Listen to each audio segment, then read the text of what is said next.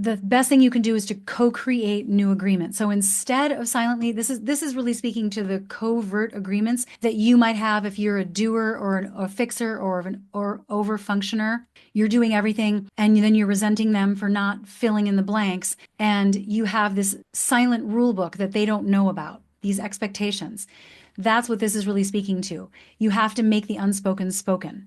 So healthy relationships run on explicit agreements, not assumptions or implied debt that they didn't even know they were getting into debt in the first place, right? So you want to be really open and direct about what you need while also honoring that they may feel differently. So that sounds like, hey, can we make a new agreement about how we handle XYZ? Hey, the way we're doing this isn't working for me anymore.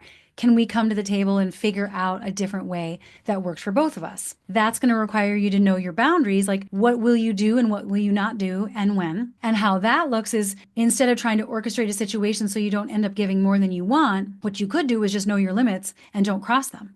Because if you stop crossing your own boundaries, then you don't need to control anybody else, right? So, what can you do and what will you not participate in? Know what that is for yourself, even before you bring up the conversation. And then you can give your spouse the information to honor your boundaries and give them an opportunity to honor your boundaries, but be ready to hold them for yourself if they don't, because it takes time when you're pivoting and trying to move out of these default modes.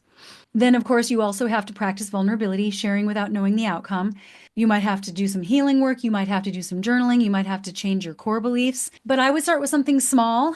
If this is hard for you, start with something really small and minor where it's like, I might feel a little raw if I don't get it, but it's not going to send me down some shame spiral. Pick something like that. And then you build that muscle to something that's a little bit more significant. And then finally, you really want to think about this as negotiating. Let's find a solution that we both feel good about and come to the conversation. You're establishing your intention to advocate for yourself while also working with their goals and preferences. An adult relationship should always be a negotiation. The only time that it shouldn't be a negotiation is a parent-child relationship, where the parent ought to know what the child needs and give it to them, even though they haven't communicated it with the right words because they're 3 years old, right? Like you kind of just know they're hungry, so you're going to give them a snack. Like sometimes we expect our partner to know what we want. In mind reading, it's not really a healthy adult place to come from.